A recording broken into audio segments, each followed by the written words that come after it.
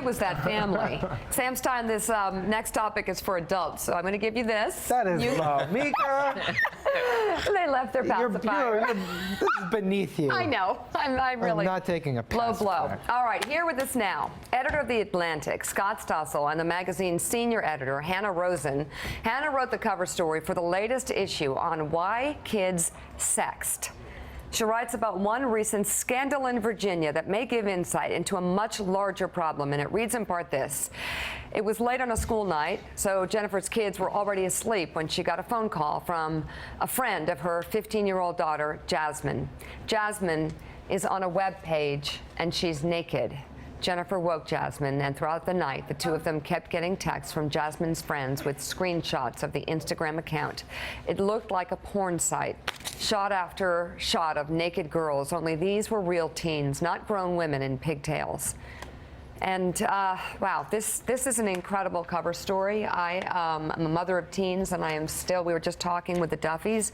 We are at a loss as to how to sort of put the genie back in the bottle in terms of kids, sex, and technology.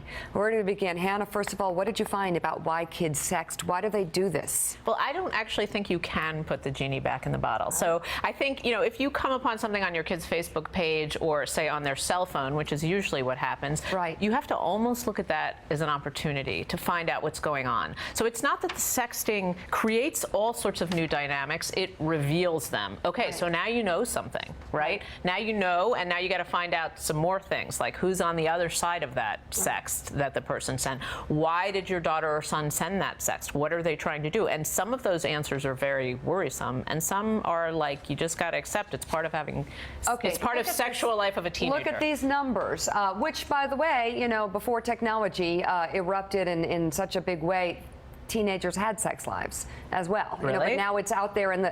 My point is, we're so shocked by what we're seeing, and yet, the numbers are amazing, though, in terms of how many kids have actually done this. I know you can't put the genie back in the bottle, but you did talk about it being a discovery, something that you learn about your kids. But I think the instant reaction of parents is, oh my God, to start waving their arms and to punish them. Not just parents, but police. I mean, that's what happens. I mean, right now in this country, it's considered child pornography. It's a felony to have a picture even of yourself if you're a minor in your own cell phone. So I think we as a culture are confused. Parents are confused. Law enforcement is confused. We really don't know what we want to do with these photos. Guys, want to jump in? Something like this seems to scream out for the type of public service campaign in schools that I remember as a kid about when they were teaching us about the transmissibility of HIV or drugs or something. Is anything like that happening around sexting? It is happening, but they don't quite do it in the right way, which is something I write about. So they tell kids, if you send a sext, it's going to be a disaster and your whole life is going to be over. Well, the kids know that's not true, because they know in the vast majority of cases nothing happens. They send it, it goes into someone's cell phone, they're flirting, and nothing comes out of it. So what I say is you have to describe it like the seatbelt analogy. We don't wear a seatbelt because we think we're going to get into a fatal car crash every single time we get in the car, but we wear a seatbelt because we might get into a fatal car crash. So maybe know that that's a possibility, that if you send that sext, it could end up public.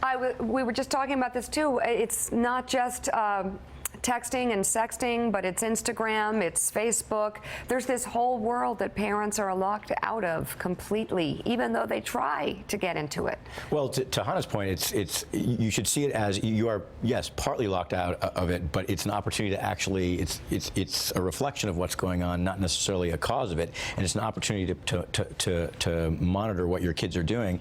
And I think part of the message of Hannah's piece, I mean, there are cases where there is coercion, and there are girls who are ending up on public Instagram pages, or they've been coerced by somebody, and those are situations that need to be, if not actually policed by law enforcement, policed in other ways. But I think it's fair to say there's a little bit of a part of your message is chillax a little bit, because this is happening in the context of falling rates of teen pregnancy overall, and various other sort of declining indicators of social pathology. So.